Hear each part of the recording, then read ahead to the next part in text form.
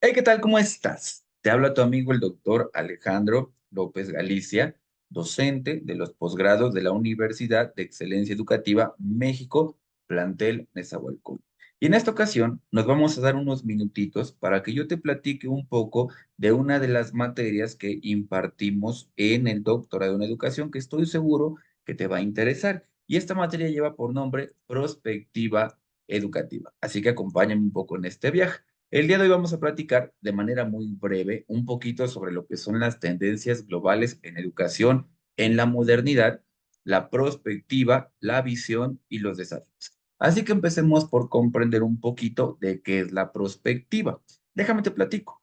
La prospectiva educativa tiene que ver con el preguntarnos qué es lo que nos espera a futuro, ¿no? No solamente como instituciones encargadas de educar a los miembros de la sociedad, ¿no? Llámese escuela, llámese empresas, sino también cuáles son los problemas que nos esperan en un futuro que pueden ser intervenidos desde la educación. Problemas que tienen que ver principalmente con situaciones sociales, culturales, ambientales que nos afectan a todos y van más allá de la educación académica que nosotros recibimos dentro de las escuelas o dentro de las empresas. Por tanto, podemos decir que esta formación educativa que le estamos dando a las personas en las escuelas no solamente sirve para preparar personas con conocimientos científicos, sino que también sirve para diseñar al ciudadano del presente que se va a encargar de construir el futuro que nos espera el día de mañana.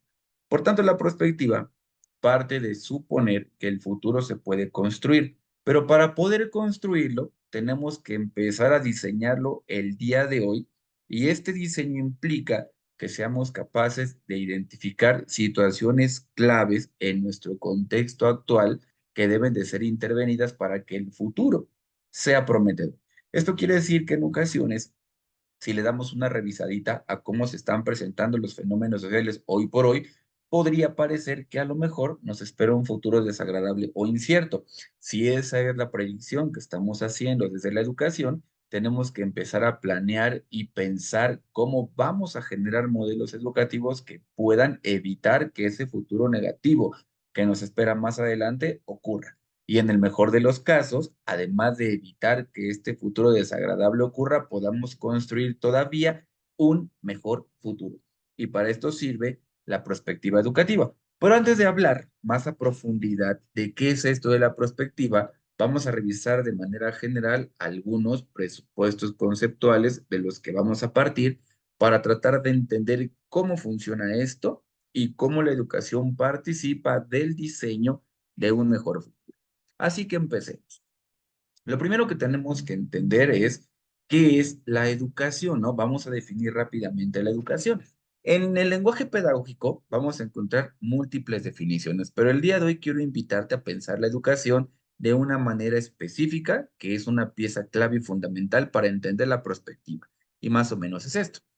La educación es entendida como el ejercicio que hacen algunos grupos, ¿no? Que hacen las sociedades y que consiste en informar a las nuevas generaciones o a las personas que estamos educando que allá afuera hay una vida que tiene sus respectivos retos y complicaciones. Y una vez que hemos informado al alumno que allá afuera hay una vida que tiene retos y complicaciones, vamos a ocupar estos espacios educativos para prepararlo para esa realidad. Y desde aquí la cosa se pone muy interesante, porque seguramente te habrás dado cuenta que tenemos ciertas dificultades, sobre todo en materia educativa, específicamente hablando de la formación académica de las escuelas, para poder conectar la educación que le estamos dando a los alumnos, ¿no? En todas las materias que les impartimos con la vida real. Y seguramente habrás escuchado por ahí que algunas personas que estudiaron la universidad, ¿no? Llegan a expresar esta situación de que yo terminé una escuela y cuando me fui a la vida real, poco o si no es que nada de lo que aprendí en este tránsito educativo de la universidad me está sirviendo para la vida. Por tanto, una buena educación parte de aquí, de que no solamente hablando de la escuela le vamos a dar al alumno contenidos académicos que son importantes, sino que vamos a utilizar esos contenidos académicos para crear ambientes de aprendizaje que le permitan al alumno o a los alumnos comenzar a desarrollar habilidades, actitudes y aptitudes que les van a servir para la vida. Entonces, desde aquí empezamos con el concepto de educación. Podemos hablar más de ello, déjame ser un poquito breve al respecto. Ahora que ya definimos qué es la educación, nos queda también decidir cuál va a ser el enfoque, el modelo o la tradición educativa de la que nos vamos a valer para formar a este alumno. Y en líneas generales, pues hay tres tradiciones educativas. La primera es conductista, la segunda es cognitivista. Y estas dos tradiciones educativas, sin profundizar mucho al respecto, parten de dividir a la educación en dos personajes, el educador y el educando, ¿no? Es decir, el maestro y el alumno. En estos modelos conductistas y cognoscitivistas de la educación de manera tradicional, se entiende que el maestro es el que se va a encargar de enseñar al alumno. Por tanto, partimos de que el maestro es una persona que sabe, que tiene el conocimiento y que se va a encargar de que el alumno que no sabe comience a asimilar esas formaciones. Aquí podemos ver una división, ¿no? Entre alguien que es activo, el maestro, y alguien que es un poquito más pasivo, que es el alumno, que es el que se encarga de recibir la educación y replicar lo que se le solicite. Con el paso del tiempo, aparece otro enfoque educativo al que le llamamos el constructivismo. Y este constructivismo, ¿no? Se caracteriza porque desaparecen las fronteras entre el que educa y el que aprende y los integra dentro del mismo modelo al que le enseñamos el modelo enseñanza-aprendizaje. ¿Qué significa esto? Que como ya no tenemos específicamente un alumno y ya no tenemos específicamente un maestro como si fueran dos entes separados, más bien ahora, ¿no? El que va a aprender, aprende mientras enseña. De aquí la idea de enseñanza, aprendizaje. Por tanto, se parte de suponer que yo participo activamente como alumno de mi formación cuando expongo, cuando intercambio opiniones y conocimientos con mis compañeros, cuando debato con el que conozco como maestro, que deja de ser un maestro y se convierte en un andamiaje, y empezamos a hacer un intercambio de opiniones, de informaciones, de reflexiones, y básicamente todos participamos de la construcción del aprendizaje. Repito, bajo la lógica de que yo, el que estoy aprendiendo, también estoy enseñando al momento de debatir, al momento de intercambiar ideas, al momento de informar a otros sobre lo que estoy aprendiendo y entonces me estoy construyendo activamente de mi formación, ¿no? Me estoy construyendo como alumno, pero bueno. Esto ya dependerá de la tradición educativa, dependerá de la escuela, dependerá del maestro y dependerá de muchos factores, pero más o menos te informo cómo funciona este rollo de la educación, ¿no? Ya más adelante, si tenemos la oportunidad, platicaremos de ello. Regresando y centrándonos un poquito en lo que es la perspectiva educativa, déjame platicarte un poquito de cómo la educación se vincula con la perspectiva y de entrada nos dice la teoría que la educación es entendida como un factor importante, ¿no? Para el desarrollo de las naciones. Es decir, no solamente utilizamos la educación para transmitirle al alumno saberes científicos, sino que estos saberes científicos que le estamos transmitiendo al alumno van a tener una utilidad no solo para que él consiga un trabajo, sino también una utilidad para que él participe como ciudadano de la solución de los problemas que nos aquejan a todos. Y por ahí, revisando un poquito de la historia de la educación, ¿no? La prospectiva, por ejemplo, empieza por prestarle atención a cómo ha cambiado el mundo a partir de que la educación aparece, a partir de que vamos desarrollando ciencia, de que vamos desarrollando tecnología, de que van apareciendo nuevos fenómenos culturales, tecnológicos, sociales y que nuestra participación como seres humanos en el mundo también va cambiando al mundo que nos rodea. Por tanto, la educación tiene que estarse renovando ya que nosotros, al crear una tecnología, modificamos el mundo y el mundo cuando se modifica implica nuevos retos para nosotros, por tanto, como seres humanos también tenemos que modificarnos para volvernos a readaptar a este mundo que está cambiando y básicamente se construye aquí una suerte de bucle. Nosotros cambiamos el mundo al cambiar nos obliga a cambiar y entonces esto nos empuja a tener que estar desarrollando constantemente conocimientos científicos nuevos que puedan servirnos para llevar de mejor manera los nuevos problemas a los que nos enfrentamos. Pero la parte importante de esto es que hay un momento histórico en la sociedad a la que le vamos a llamar, o al que le vamos a llamar sociedad del conocimiento y revolución industrial. Este momento histórico es importante porque antes de la revolución industrial, de la aparición de máquinas, de la aparición de tecnologías, el hombre, ¿no? Tenía una evolución científica un poquito más lenta, una explotación del medio y de los recursos un poquito más lenta, y cuando aparece la tecnología, nos dimos cuenta que podemos facilitarnos la vida, que podemos explotar los recursos del mundo de manera más rápida, más cómoda, lo que básicamente se tradujo en el crecimiento de las sociedades.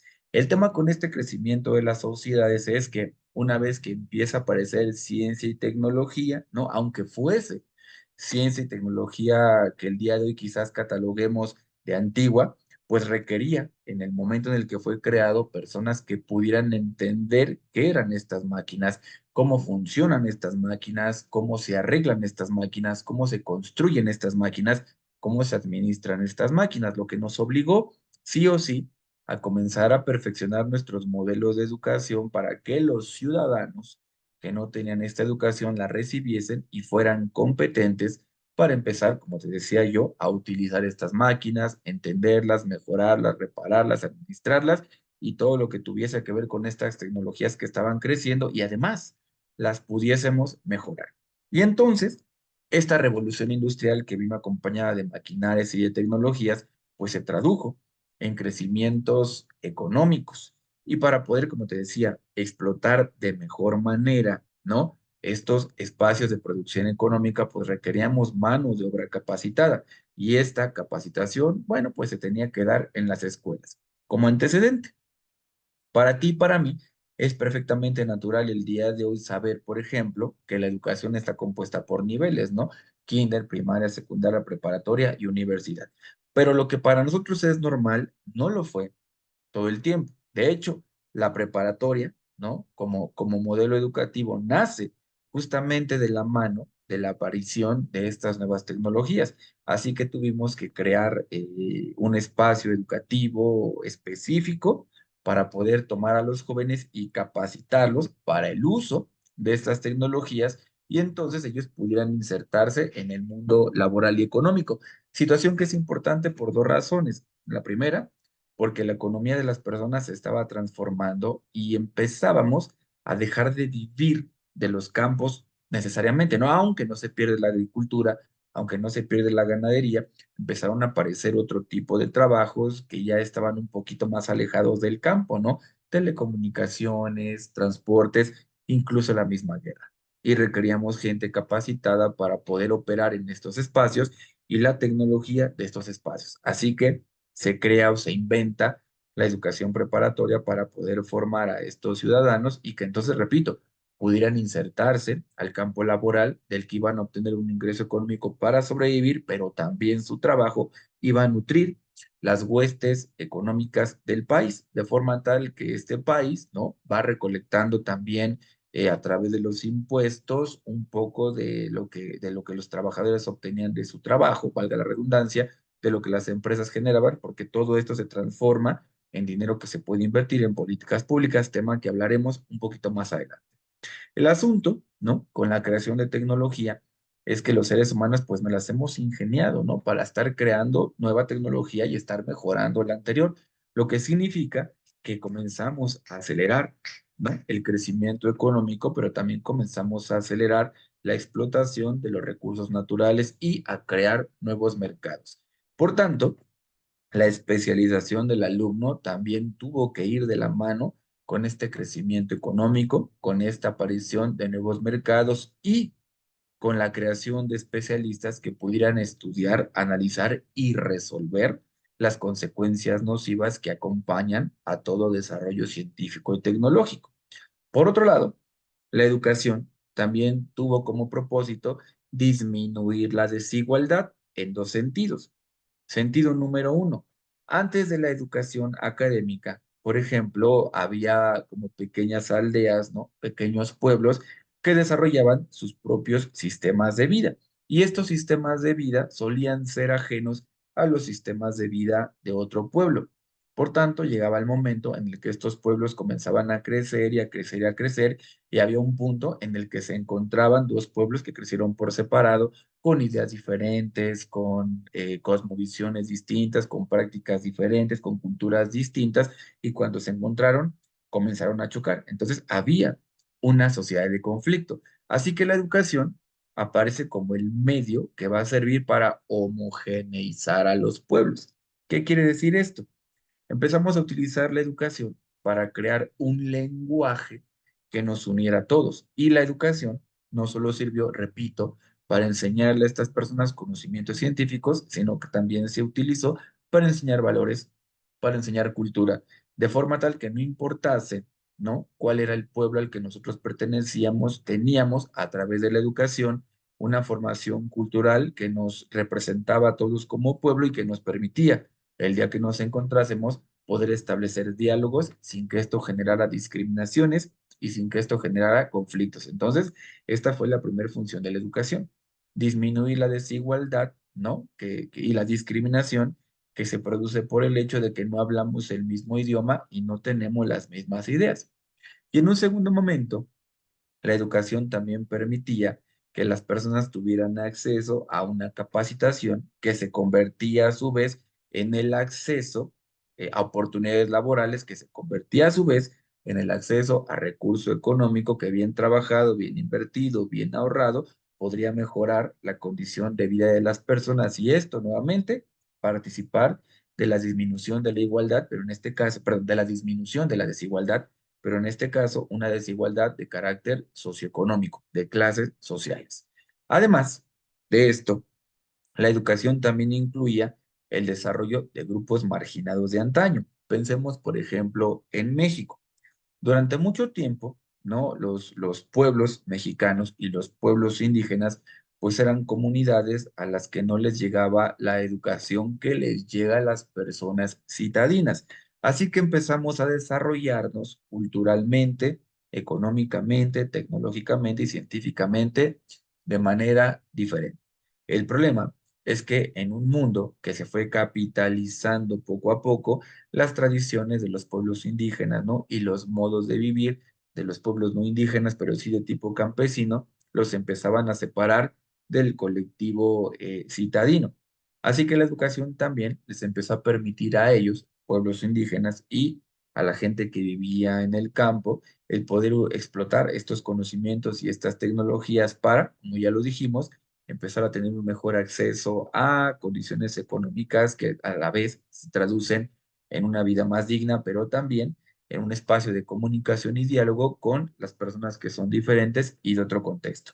De forma tal que gradualmente esta educación se fue transformando también en el reconocimiento de estos pueblos antes marginados dentro de la misma Constitución mexicana, lo que significa que hubo un momento histórico en el que no tomábamos muy en cuenta a la gente del campo, salvo para las cuestiones económicas, y no tomábamos muy en cuenta al indígena.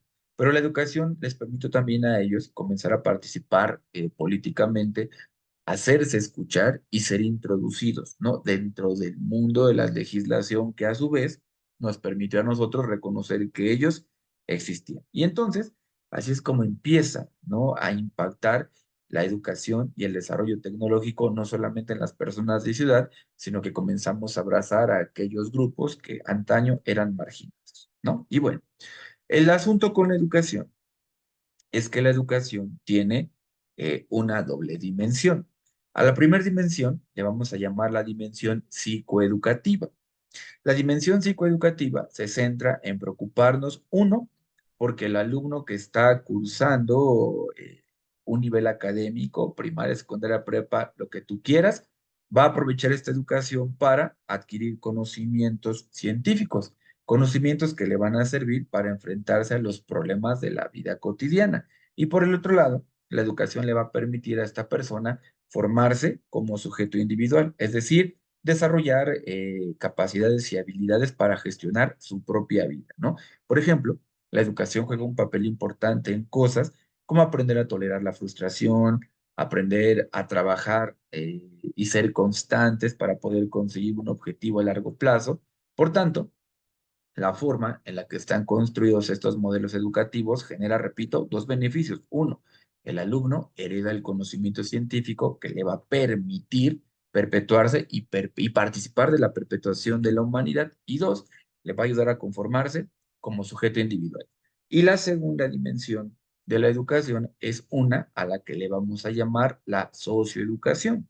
Y la socioeducación básicamente responde a la pregunta de qué tipo de ciudadano queremos crear a partir de la educación. Por tanto, repito, la educación nos va a dar los resultados. Una persona capacitada, ¿no? Con conocimientos científicos que va a aplicar y una persona que participa activamente de la sociedad. Por eso, aquí es importante tomar en cuenta las tradiciones educativas. Te voy a poner un ejemplo. Pensemos en el conductismo. El conductismo psicológico que fue utilizado dentro de la educación, así se le conoce el enfoque conductista de la educación, tiene como principio, por ejemplo, trabajar la individualidad del alumno. Y seguramente te habrá dado cuenta porque este modelo conductista, por ejemplo, es el que nos ayudó a diseñar estos sistemas educativos en donde a cada alumno lo colocamos en una banca y en donde cada quien, con su esfuerzo, va a ganarse sus calificaciones.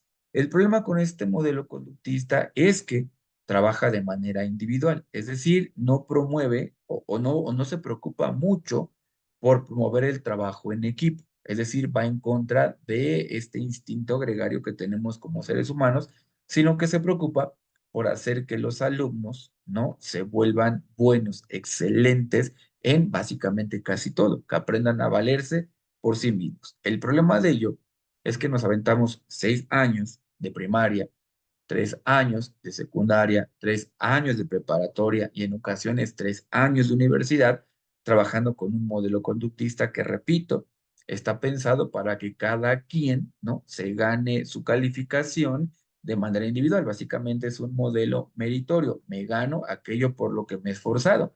Pero si lo vemos desde el enfoque socioeducativo, ¿no? Que el enfoque socioeducativo, repito, tiene que ver con el tipo de ciudadano que estamos creando, pues básicamente utilizar un conductismo que promueve la individualidad después de hacerlo por 6 años de primaria, más 3 de secu, más 3 de prepa, ¿no? Mínimo, estamos hablando de 12 años de trabajar como sujetos individuales, pues nos da como resultado ciudadanos altamente individuales que sienten poca empatía por el otro y que además interiorizan, ¿no? Este mensaje de yo debo de resolver las cosas solo porque yo puedo. ¿Cuál es el resultado final? El que estamos padeciendo el día de hoy. Una sociedad que tiene dificultades para hacer trabajo en equipo con el otro, que tiene dificultades para ser empático con el otro, que tiene dificultades para establecer relaciones sociales con el otro y que además piensa, ¿no? Que el camino hacia el éxito está vinculado con el empoderamiento individual, con mejorarme a mí mismo, con trabajar en mí mismo, con invertir en mí mismo, que no digo que esté mal, pero a final de cuentas quizás tú lo habrás notado, el hacernos responsables todo el tiempo de nosotros y no querer recibir ayuda de los demás o no buscar ayuda de los demás, básicamente se traduce en una carga de estrés para una persona individual porque tenemos que esforzarnos todo el tiempo para ser buenos y ser mejores, ¿no? Aquí está, por ejemplo, como el modelo conductista en su forma de enseñarnos, si bien es cierto, nos da buenos resultados porque podemos aprender mucho académicamente de la escuela, socialmente de repente puede generar este tipo de sociedades que tienen conflictos. Pero si pensamos, por ejemplo, en el constructivismo tiene más la intención de promover estilos educativos donde el trabajo en equipo, el intercambio de ideas, el apoyo de los unos a los otros, sea el modo, el medio y la manera a través de la cual vamos a adquirir los conocimientos científicos, que básicamente estamos cumpliendo con la primera dimensión de la educación, integrar a nuestra vida personal ese saber científico que se ha desarrollado a lo largo de la historia de la humanidad, producto de las investigaciones. Pero por otro lado, también estamos promoviendo una sociedad que empieza a habituarse a colaborar con el otro, una sociedad que durante, ¿no? Su formación educativa y en estas experiencias de trabajo en equipo, seguramente tuvo conflictos con el otro y en este tener conflictos con el otro, pues aprendió a negociar, aprendió a hablar, aprendió a controlar emociones, ¿no? Aprendió a integrar al otro, aprendió que no somos perfectos y este tipo de experiencias educativas, si se repiten durante mucho tiempo, pues empiezan a configurar a un ciudadano que es más empático, que es más comprensivo con el otro, que busca trabajos en equipos y que al final de cuentas se traduce en modelos de vida diferentes. Vamos a poner ejemplos. Pensemos, por ejemplo, en los Estados Unidos. Seguramente tú has observado algunas series televisivas gringas y habrás notado que en algunas de estas series, por ejemplo, todos utilizan el mismo Internet, ¿no? Y lo hacen porque de alguna manera su modelo educativo les ha enseñado que pueden trabajar en equipo, ¿no? Entonces, todos pagan un servicio de Internet, ¿no? Un Internet de buena calidad que podemos financiar entre todos, nos sale más económico y nos beneficia, ¿no? A todos. Si pensamos, por ejemplo, en el modelo económico de algunas empresas, ¿no? Bodegas en México como el Sam's Club, notarás que en el Sam's Club, pues tú puedes comprar productos por mayoreo. Las personas que tienen esta educación colectiva suelen ponerse de acuerdo, compran por mayoreo, ¿no? Entre todos y al final se reparten de forma tal que la inversión que se hace para comprar la despensa y lo que necesitamos de los centros comerciales es más pequeña, lo que implica en cierto sentido un ahorro y también se traduce en mejoramiento de la calidad de vida.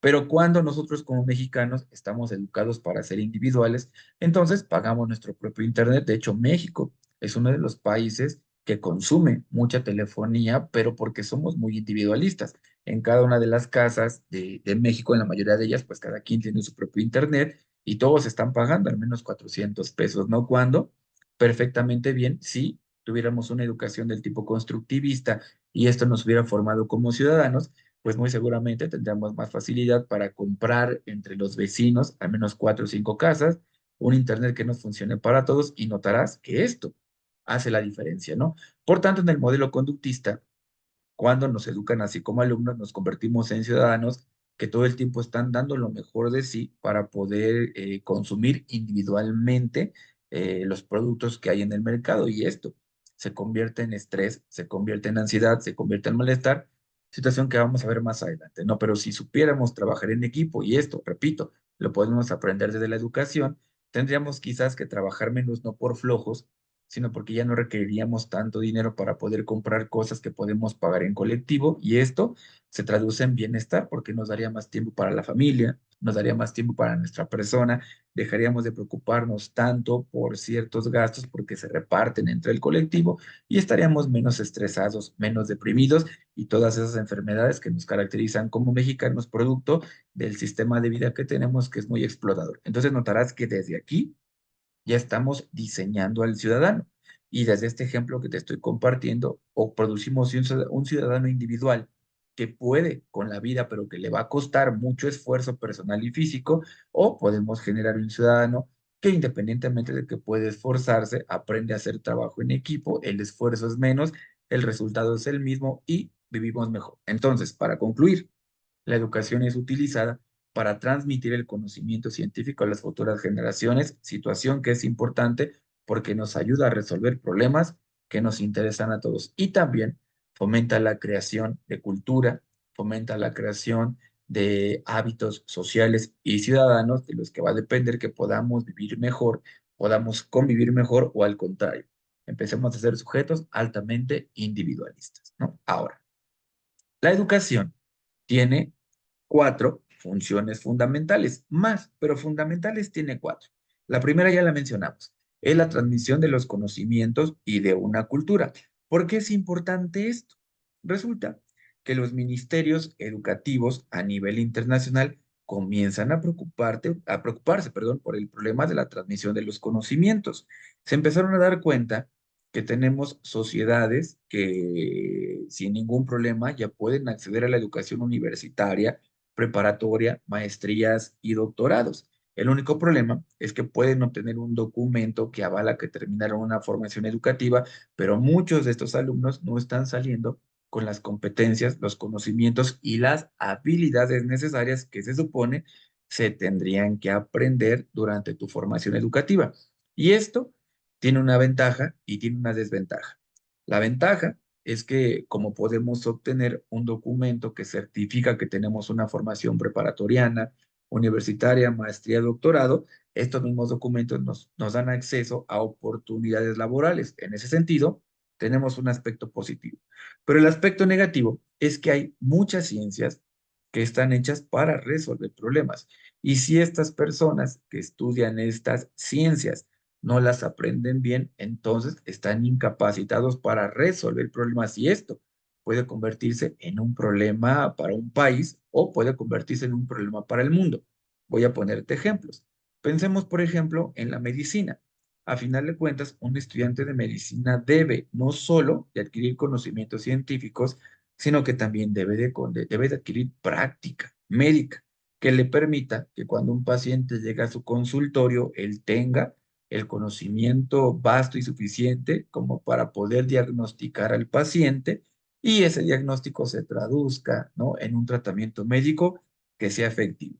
Pero si el doctor termina la escuela sin tener esos conocimientos, hay una elevada probabilidad de que ese tratamiento médico provenga de un mal diagnóstico y por ende la intervención médica que se le haga al paciente, lejos de ser beneficiosa, resulte perjudicial. Por eso es importante asegurarnos de que los modelos educativos, las escuelas y las instituciones encargadas de regular y transmitir la educación garanticen que estos conocimientos científicos como prácticos se están aprendiendo porque, repito, van a resolver problemas. Y esta es una de las preocupaciones en materia de perspectiva educativa que ya empieza a llamar mucho la atención porque a lo mejor tú y yo no lo notamos, pero nuestra sociedad se depende de esos conocimientos científicos. Hay gente que todos los días se encarga de mantener vigiladas las centrales eléctricas, de mantener vigilados los drenajes, de mantener vigilada la política, la salud mental, los sistemas de salud física y biológica, pero para esto se requiere una persona capacitada. Y si no tenemos esa capacidad para transmitir el conocimiento o el alumno no tiene la capacidad para integrarlo, se convierte en un problema que en el futuro, ¿no?, podría resultarnos en una suerte de malestar que nos afecte a todos. Ahora, transmisión de la cultura, como lo comentábamos. La educación no solo sirve para transmitir conocimientos científicos, sino que también sirve para transmitir modos de vida. Y ya te puse dos ejemplos. Dijimos que los modelos conductistas suelen, ¿no?, educar a alumnos que están hechos para ser muy individualistas frente a los modelos constructivistas que educan gente que está más hecha como para generar colectivos de trabajo. Y esto hace la diferencia entre unos países y otros.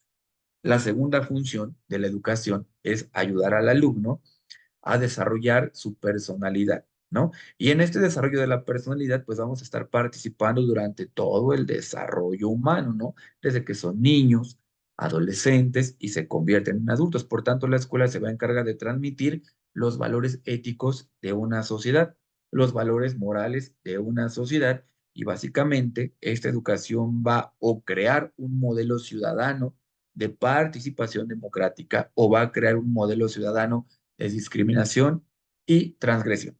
Pensemos, por ejemplo, en el momento actual, ¿no?, que nos encontramos en un tiempo histórico en el que estamos cuestionando las viejas instituciones, como la familia tradicional, como la religión, como lo que llamamos el machismo y ese largo etcétera, que no decimos que esté mal transmitirlo, pero si en su lugar estamos generando modelos educativos que están rompiendo con los valores, pues por ende tenemos una ciudadanía con pocos valores. Voy a ponerte un ejemplo. Pensemos que en algunas primarias, ¿no?, en este momento histórico en el que estamos luchando contra la violencia, contra el bullying, que tenemos perspectiva de derechos humanos, que tenemos perspectiva de género, que tenemos leyes, ¿no?, y programas que están orientados al desarrollo de niños, niñas y adolescentes. Bueno, pues en este momento histórico suele suceder que en algunas escuelas públicas como particulares, si los niños de primaria comienzan a tener conflicto, de repente la lógica de la escuela es vamos a separarlos para que no se peleen. En ese sentido, lo estamos haciendo bien porque estamos evitando que se cree un ambiente, ¿no?, de hostilidad y de violencia porque estamos luchando contra ello. Pero la parte negativa es que si no les damos la oportunidad a estos niños de que aprendan a llegar a acuerdos entre ellos, de que aprendan a establecer negociaciones, de que aprendan a convivir. Entonces estamos creando niños que cuando crezcan y se enfrenten sí o sí a diferencias de opiniones, carezcan de estas habilidades y carezcan de estos valores que se aprenden a la luz del conflicto y que se aprenden a la luz del caos. Por eso la educación es la oportunidad para enseñar a gestionar, ¿no? Estos valores, para enseñarlos, para descubrirlos, para practicarlos, ¿no? La tercera función de la educación es preparar a la persona para una vida profesional. Y esa vida profesional tiene dos características. Uno, darte herramientas para un trabajo. Y dos, darte herramientas para una cultura. Dentro de las empresas existe una cosa a la que le llamamos la cultura organizacional. ¿Qué es la cultura organizacional? Tiene que ver con la forma, ¿no?, en la que se crea un ambiente en el que las personas que participan de esta empresa se desarrollan.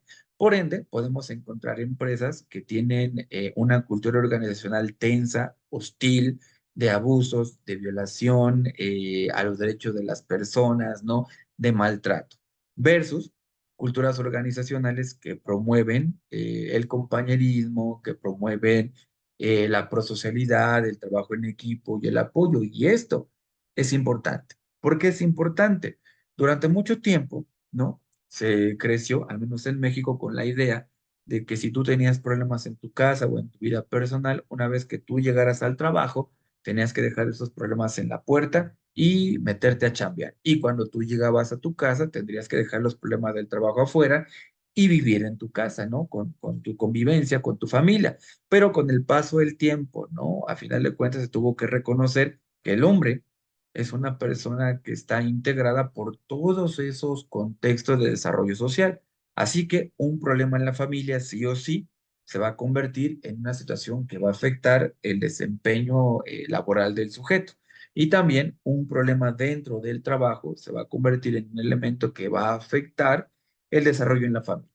Así que los modelos organizacionales actuales empiezan a preocuparse por generar una cultura organizacional dentro del trabajo que también cuide de la salud física y mental de los trabajadores, de forma tal que al cuidar la salud física y mental de los trabajadores, estos trabajen mejor, ¿no? Tarden más en verse afectados por fenómenos como el burnout, por ejemplo, tengan mayor productividad, pero también tengan acceso a disfrutar la vida cotidiana con la familia, con los amigos, que tengan el derecho, ¿no?, a acceder a esos beneficios por los que luchamos a partir de educarnos y a partir de tener un trabajo. Y en este sentido, por ejemplo, nos hemos preocupado por crear cosas como la norma ISO 035 de riesgo psicosocial, que invita, ¿no?, a las empresas a prestarle atención a todas esas situaciones que ocurren dentro de la empresa que están afectando psicológicamente al empleado, para que entonces la empresa le brinde a este empleado el acceso a servicios de carácter psicológico. Ya empezamos a mudar en este sentido y esto es la cultura. Por tanto, repito, la educación no solo te da elementos para el trabajo, también te da elementos para la vida. Y seguramente tú lo has visto en tu experiencia personal, ¿no?, y profesional. Tenemos, por ejemplo, alumnos modelo conductista que los enseñamos a ser excelentes, excelentes alumnos, ¿no? Y se vuelven buenos, pero el estrés en ellos es grande. El problema es que, como te decía, el modelo conductista no siempre, ¿no?, cuando está mal administrado, no promueve las relaciones sociales. Así que vamos a tener como resultado de este modelo conductista una persona altamente capacitada para el trabajo. Ya se cumple la primera función, pero que adolece de habilidades sociales. Y el que adolezca de habilidades sociales se va a transformar en los problemas que tenga esta persona muy capacitada para poder conseguir trabajo, porque no sabe vincularse con la gente. Y si llega a conseguir un trabajo, muy probablemente tenga problemas con los compañeros del trabajo por la forma en la que le educamos, porque repito, aunque se trata de un sujeto altamente competitivo, es un sujeto que adolece de habilidades sociales, de la reproducción de una cultura que promueva la integración de carácter social. Y la cuarta función de la educación, pues es contribuir a la igualdad de oportunidades, ¿no? Que en algunas ocasiones, más que igualdad, lo que estamos buscando es equidad. ¿A qué nos referimos? En ese sentido, la educación, repito, tiene dos funciones: transmitir conocimiento, pero también crear una cultura social. En materia de transmitir conocimiento, ¿no? La educación pues genera igualdad en el sentido de que educar a hombres, a mujeres, ¿no? Educar a personas de todas las religiones, a educar a personas de todas las etnias, les permite contar con capacidades para poder competir en el campo de trabajo, lo que el día de hoy le llamamos movilidad.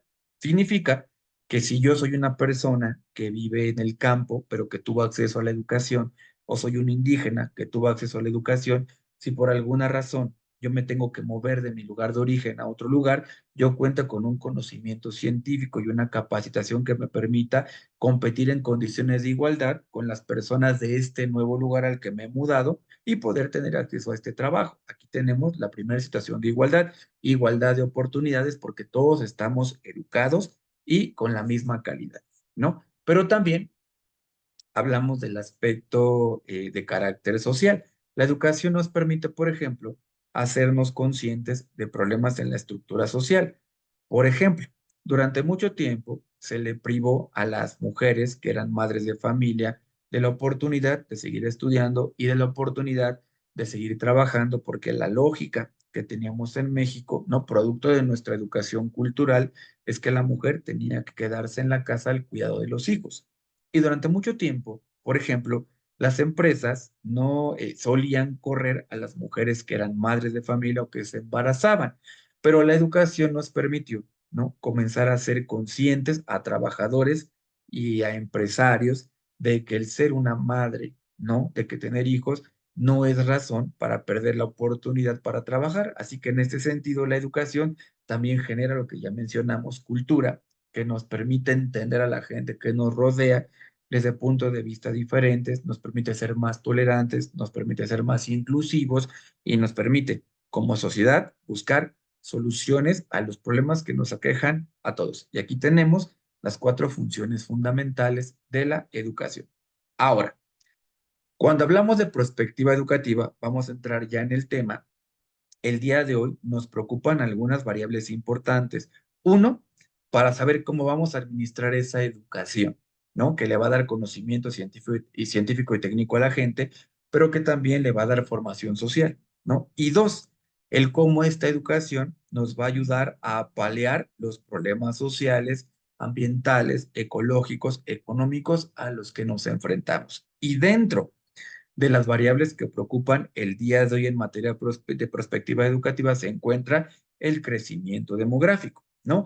A final de cuentas apelamos a que la educación haga a la gente un poquito más consciente, no para prohibirles que tengan familias y que tengan hijos, sino para que aprendan a considerar cuál es el momento idóneo y adecuado para poder tener hijos, ¿no?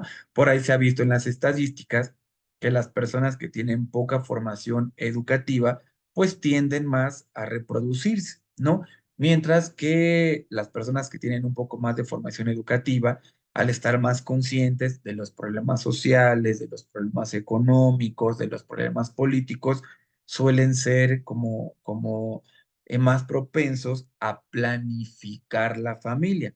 Y esto es un elemento importante. Me voy al punto número 4. Por ahí nos dice que una de las variables que se consideran, ¿no? En perspectiva educativa en la actualidad, en la Agenda 2030, es la educación de las madres de familia. Aquí se mezclan el crecimiento demográfico y la educación de las madres porque son dos fenómenos que van de la mano. Por ejemplo, si nos metemos a las páginas del Fondo Monetario Internacional, ahí se habla de una cosa a la que se le conoce como la economía de la reproducción, ¿no? ¿Qué es la economía de la reproducción? El Fondo Monetario Internacional se dio cuenta que para poder sostener un país en cuanto a política pública, la política pública recordemos que depende mucho de los impuestos que nosotros pagamos como ciudadanos, porque esos impuestos se convierten en educación, en salud, en vivienda, en programas de becas, apoyos económicos y ese largo, etcétera. Bueno, pues el Fondo Monetario Internacional presume que para poder mantener una sociedad en adecuada calidad de vida, las mujeres al menos deberían de tener dos hijos, pero no cualquier mujer. Se debe de tratar de alguna mujer que esté en condiciones socialmente adecuadas de protección. no de vulnerabilidad. ¿Qué es una mujer en condiciones de protección? Una mujer que está educada, que en caso de que por alguna razón se encuentre sola y tenga hijos porque el papá le abandona o porque el papá fallece o porque por alguna razón pierde apoyos sociales, ella tenga la formación educativa suficiente como para poder competir en un campo de trabajo, ¿no? Es decir, se trata de una mujer que se encuentra protegida porque está en un entorno que le acerca los apoyos económicos, sociales, culturales, afectivos, contextuales que ella necesita para desarrollarse adecuadamente y en caso de que no se encuentre rodeada de este contexto, ella pueda producir este contexto, ¿no? Pero el mismo Fondo Monetario Internacional, en sus estudios sobre crecimiento demográfico a nivel internacional, se dio cuenta que las personas que más se reproducen, hablando de mujeres, son mujeres que se encuentran en condición de vulnerabilidad. Y esto es un problema, porque las mujeres en condición de vulnerabilidad, entendamos que condición de vulnerabilidad quiere decir que están privadas de muchas oportunidades, entre ellas adolecen de una buena educación, no cuentan con las herramientas suficientes como para poder apoyar a sus hijos, según los estudios en psicología educativa, ¿no? Y en psiquiatría transcultural, dicen que el nivel académico de los hijos, ¿no? Y la posibilidad de que los hijos lleguen a buenos grados escolares y sean exitosos en la vida, pues se encuentra directamente vinculado con la educación de las madres. Y esto porque independientemente de que tenemos un discurso que promueve la igualdad de género o la equidad de género, por cuestión biológica, ¿no? La madre es la que carga con el aspecto este de la gestación. Y cuando el niño nace, por cultura, por costumbre o a veces por biología, pues el niño necesita estar más pegado a la madre en los primeros años del desarrollo, ¿no? Entonces, una mamá bien educada tiene más herramientas para poder cuidar de su hijo y para poder orientarlo. Y pensando en el mundo moderno, en el que pues hay muchas madres solteras y los hombres se desentienden y son deudores alimenticios, una mamá que está bien educada no solo va a tener acceso a un trabajo que se va a traducir en una calidad de vida digna, en oportunidades laborales para poder mantenerse, para poder mantener a su hijo, sino que también se va a traducir en una mamá que tiene la posibilidad de poder apoyar a su hijo en este tránsito del niño por su formación educativa. Y en el caso de las mujeres que no tienen una buena formación educativa, pues suelen tener más dificultades para traer economía a la familia, ¿no? A sus hijos y para poder ayudarles a sus hijos con su formación educativa. Y aquí notarás que se mezclan dos problemas, ¿no? En crecimiento demográfico tenemos personas que están en condición de vulnerabilidad, específicamente mujeres, repito, no es por discriminación, sino porque la mujer es una pieza clave en la Agenda 2030 por estas cuestiones que te estoy compartiendo. Hay más que decir al respecto, pero por el espacio en el que nos encontramos lo vamos a dejar aquí, ¿no? Y el crecimiento demográfico.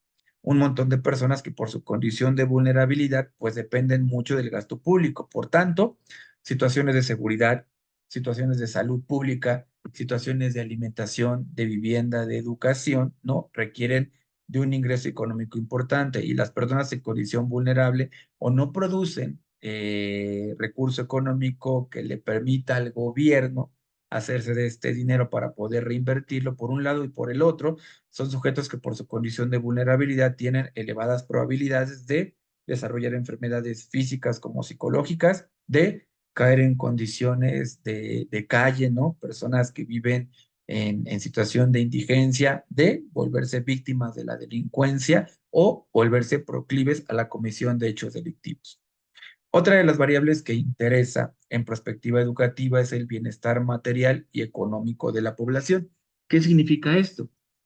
Que la educación, como te comentaba, además de que es uno de los medios de los que nos valemos para que las personas tengan acceso a una buena calidad de vida, ese bienestar material, ¿no? Y económico de la población depende de dos cosas y las dos están en la educación. La primera, que la formación educativa le dé a la persona las oportunidades para poder competir por empleos con sueldos dignos. Y la segunda, que la persona aprenda, ¿no? Que este sueldo no es para despilfarrar, sino que es la base de la que nos vamos a apoyar para desarrollar cultura financiera. ¿Qué es cultura financiera? La cultura financiera no solamente es aprender a ahorrar y aprender a comprar con inteligencia, también implica aprender a invertir de forma tal que ese dinero que tú te ganas te permita, ¿no? Tener acceso a otras fuentes de activos que por un lado se van a convertir en un ingreso económico extra que va a entrar a tu familia y que no va a necesitar de tu trabajo, sino de tu inversión. Y por el otro, que la persona pueda dedicarle un poquito menos de tiempo al trabajo, es decir, no exceder las 8 horas recomendadas para poder vivir dignamente. Notarás que en nuestro país, en México, trabajar 8 horas diarias no garantiza que podamos tener acceso a una buena calidad de vida. Y la mayoría de los habitantes mexicanos tienen que buscar un segundo trabajo. Entonces, la cultura financiera consiste en enseñarle a estas personas que tienen una educación que les da acceso a oportunidades laborales a que aprendan a invertir ese dinero, de forma tal que las inversiones se conviertan en un ingreso económico extra que a su vez te proteja de tener que doblar o triplicar turnos, lo que se convierte en desgaste físico, lo que se convierte en desgaste emocional y lo que se convierte en el descuido de las relaciones sociales que son importantes para nosotros. Por ahí, el mismo Fondo Monetario Internacional y también los estudios de la Organización Mundial de la Salud han encontrado que estas personas que le invierten mucho tiempo al trabajo terminan por perder a la familia, ¿no? Porque hay un distanciamiento de los hijos, un distanciamiento de la pareja, lo que se traduce en divorcios y en todas las consecuencias que esto conlleva a los hijos de la pareja. El tercer elemento, ¿no?, que nos interesa en perspectiva educativa es la calidad educativa y su relación con el empleo, que a final de cuentas ya lo consideramos, ¿no? Tenemos que asegurarnos que la educación de la persona le brinde las competencias suficientes como para poder competir por ese sueldo y por ese trabajo del que ya hemos platicado, pero también le permita al sujeto ahorrar, invertir y no desperdiciar tanto, ¿no? Porque también el desperdicio se convierte en un problema de política pública. Déjame ponerte un ejemplo. Pensemos en la cuestión alimentaria. En México, por ejemplo, hay muchas personas que por alguna razón pues pueden comprar quizás 1 kilo de jamón, pueden comprar 1 kilo de salchicha. No importa si este es caro, si este es económico, lo pueden hacer. Y cuando una persona en México, ¿no?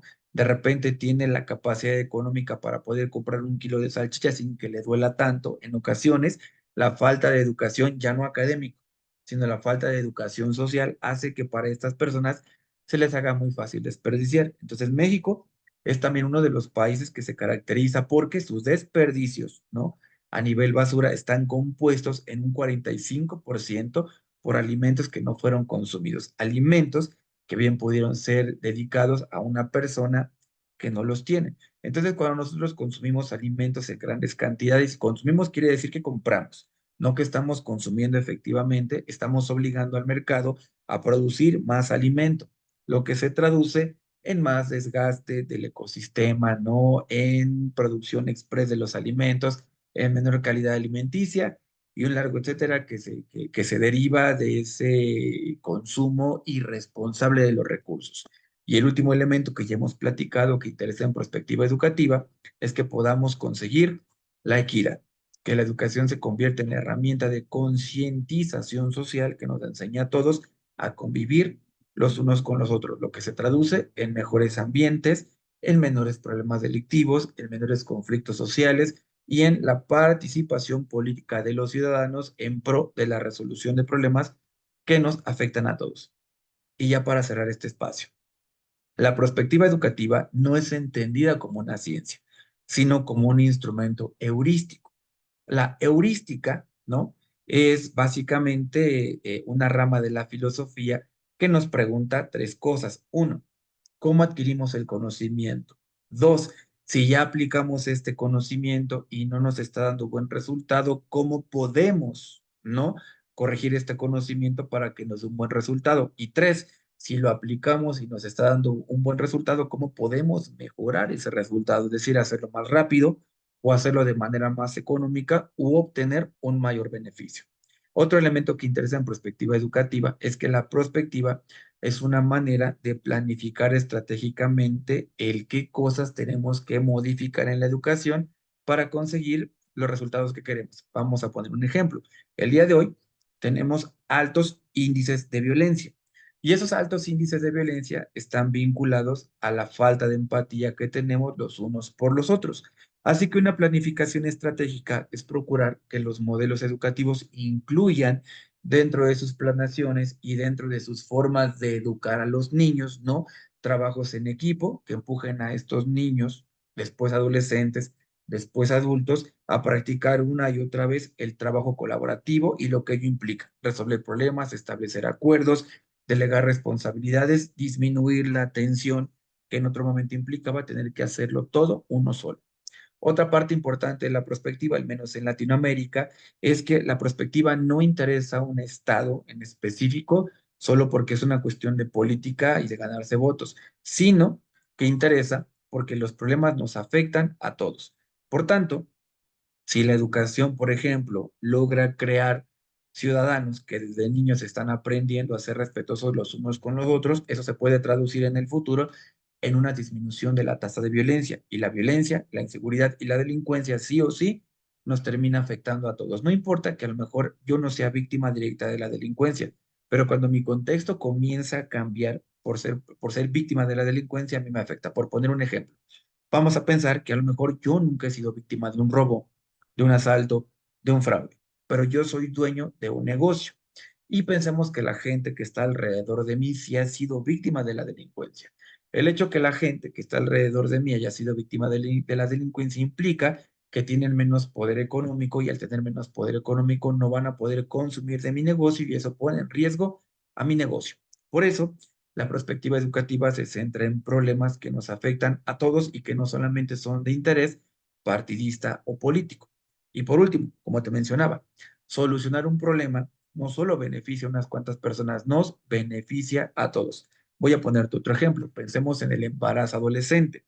Si nosotros creamos una educación que blinde a nuestros adolescentes y los proteja de embarazarse a tempranas edades, eso se traduce en menos gastos en las clínicas de interrupción legal del embarazo, lo que implica que nos ahorramos pagar un especialista, nos ahorramos pagar un edificio, nos ahorramos pagar medicamento, nos ahorramos pagar todos los gastos que ello implica y ese ahorro se puede ir a la inversión en otras enfermedades, a la inversión en otros programas de carácter público que nos traen beneficio de carácter social a todos.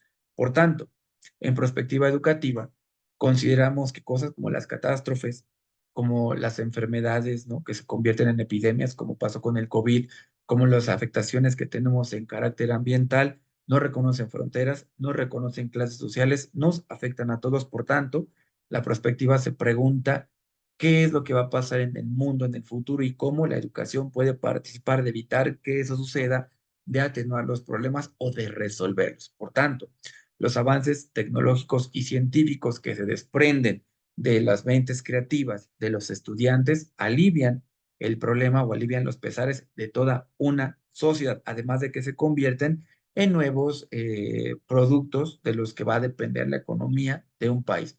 Y cerramos con esto, ¿no?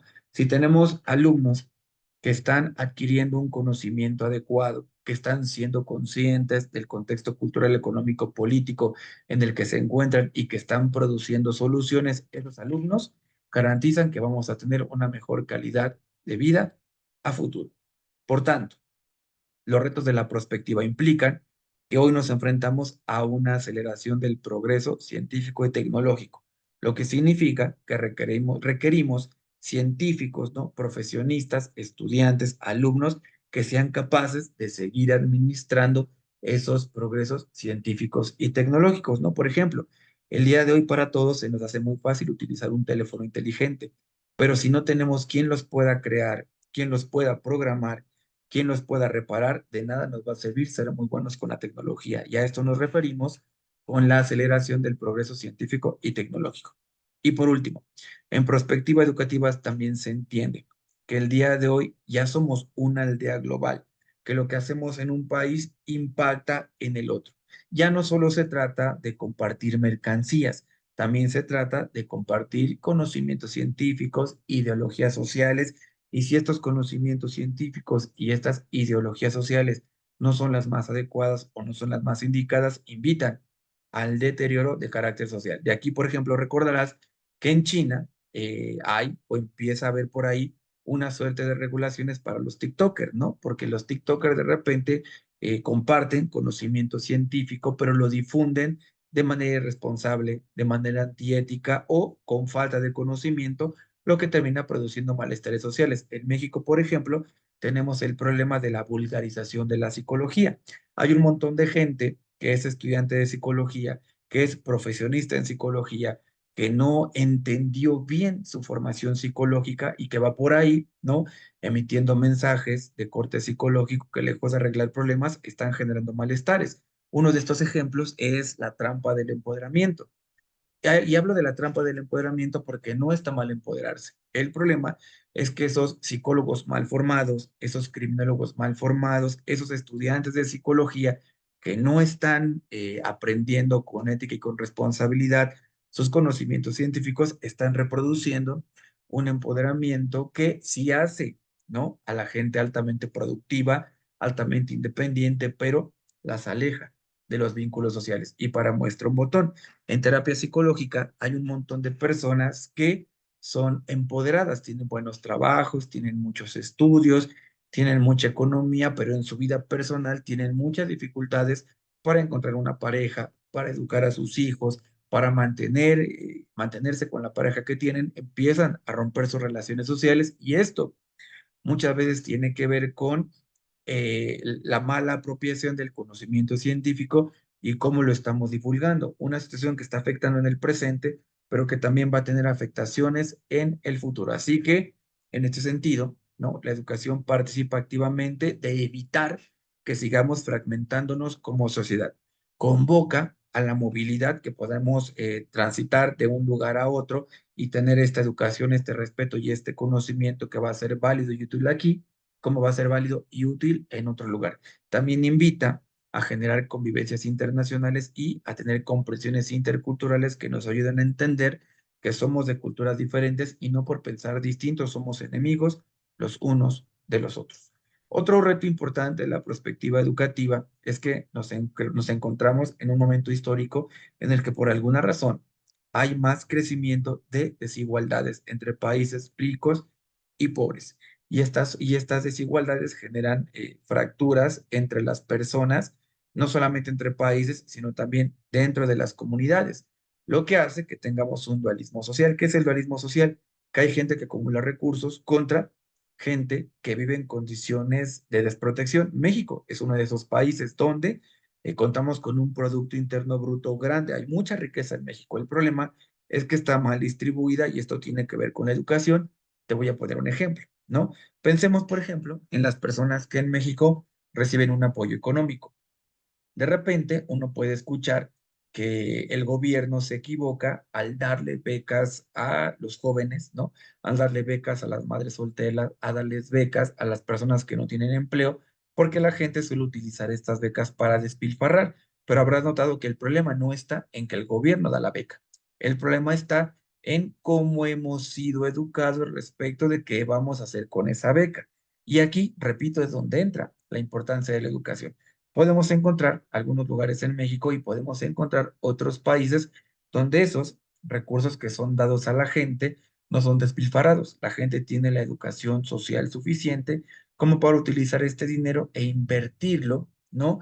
En algunos negocios o invertirlo en preparaciones y formaciones académicas que les van a permitir tener acceso a más recurso económico que después va a participar del mejoramiento de las condiciones sociales. Entonces, la educación, repito, no solo es para que tengas un documento que te avale para poder trabajar, sino que también te forma como una persona que sepa ser responsable de esa educación y que sepa administrar los recursos que obtiene de ese conocimiento científico. Y por último, no vamos a profundizar. Lo que nos interesa en la Agenda 2030 de manera más detallada es que los espacios educativos como las escuelas, ¿no? Participen activamente de un desarrollo sostenible y de evitar un cambio climático que nos está afectando a todos, que trabajemos cosas como el cuidado del agua y el saneamiento, que aprendamos a aprovechar energías que preferentemente sean renovables y que no contaminen, que aprendamos a administrar los recursos entre la población, que disminuyamos la brecha entre ricos y pobres, que le prestemos atención a la mujer para que la mujer pueda competir en condición de igualdad sin desgastarse tanto física como mentalmente y algunos de los otros problemas que te estoy compartiendo en esta lámina. Y bueno, si te interesa saber más al respecto, te invito a que continúes con nosotros en los cursos, talleres, actividades, que te inscribas para que sigas aprendiendo con la Universidad de Excelencia Educativa en México. Hasta aquí, tu amigo, el maestro Alejandro Galicia, docente de la Universidad de Excelencia Educativa México, plantel Nezahualcóyotl. Síguenos para seguir aprendiendo más con nosotros y espero que esta pequeña exposición, que fue muy general, haya sido nutritiva para ti y continúa en nuestros canales. Síguenos en nuestras redes y continúa aprendiendo con nosotros. Te veo hasta la siguiente y que tengas un excelente día. Cuídate.